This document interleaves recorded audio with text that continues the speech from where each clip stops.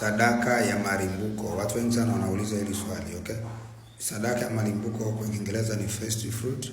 Unaweza kusoma Mithali 3:9 hadi 10 utaelewa. Na hii ni sadaka ipi? Ni kile cha kwanza unachokipata chote unakitoa kwa Mungu. Wewe ni mshahara wote unaotoa kwa Mungu.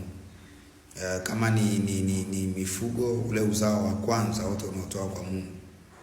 Kile cha kwanza unachokipata. Why unafanya hivyo? Ili kutakasa lango.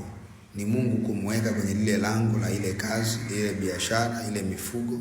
Yeye ndiye asimame, yeye awe ni mwanzo. Remember, Mungu akiwa mwanzo utamuona kwenye maisha yako mpaka mwisho. Na kama hayuko mwanzo ni ngumu sana kumuona akikupigania. Kwa malimbuko inaleta nini? Ongezeko. Ongezeko. Ukisoma hiyo Mithali 3:9 hadi 10 utagundua malimbuko inaleta ongezeko. Amen. Sasa kuna watu wataanza kusema ni agano la kale, agano la kale. Nataka nikwambie hiki kitu cha limbuko sio kitu cha kukalili, ni kitu cha kiroho. Kumbuka kuna kitu kinaitwa lango la kiroho au malango ya kiroho. Lango lolote ambalo Mungu hayupo ni lango ambalo linatawaliwa na adui. Moja ya njia ya kulinda malango ni pamoja na sadaka. Unalinda vipi? Kwa akili ya kawaida tu. Okay? Kama uko rohoni utagundua. Ili ukikabidhi kwa mfano ule mshahara wako wa kwanza, maana yake ni kwamba mishahara mingine yote itakuwa chini ya yule uliyemkabidhi, ataisimamia. That's why shetani alikuwa anapigana na mzaliwa wa kwanza kwa sababu ni limbuko.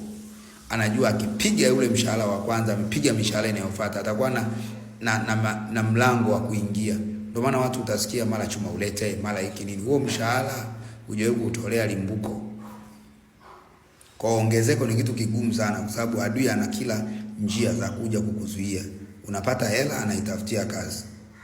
Unapata hela mtoto anaumwa. Unapata hela kinatokea hiki. Haleluya.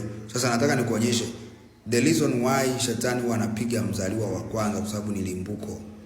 Anajua akimpiga wa kwanza hao wengine wote wameharibika. Ana uwezo wa kuwafanya chochote. Why?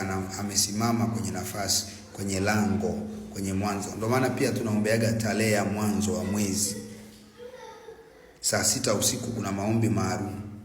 Why? Ni mwanzo wa chochote kile lazima Mungu aanze. Na moja ya njia ya Mungu kuanza kwenye masuala ya mishahara, kazi, mifugo na nini, ni kitu gani? Ni kupitia sadaka ya limbuko. Hiki ni kitu cha muhimu sana ukikijua maana yake utakuta watu wanalalamika huko, hatujui hela zinaenda wapi. Wewe lakini unaona ule kama mshahara kadogo kale unaona kana nini? Kana kusaidia. 50,000 nilionayo mimi sio 50 ulionayo wewe. Kwa sababu fedha ni kitu cha kiroho. Fedha is not about thamani. No. It is more spiritual. Ni zaidi ya thamani. Ni zaidi ya 50,000. Ni zaidi ya kusema nina 100,000. That's why unaweza kuwa na milioni 10 ikaisha wewe bila hata kujua imeishaje. Kwa sababu fedha is more than what you see. Pesa ni kitu cha kiroho. Kuna upande wa pili ambao hauonekani wa fedha, ambao lazima ujue namna ya kuprotect kwenye eneo la zaka, eneo la limbuko, eneo la kuhakikisha hiyo hela ikije inapewa kazi ya kiroho. Usipoipa kazi ya kiroho, hiyo fedha itakupangia. Kama umeshindwa kuipangia hela itakupangia. Watu wengi wanapangiwa na hela. Ndio ukiipata kuna matatizo yanakuja from nowhere. Kabla hujaipata hakukuwa na matatizo. Why? Hujajua siri hii. Toa limbuko, toa zaka, kuwa mwaminifu kwenye kazi za Mungu.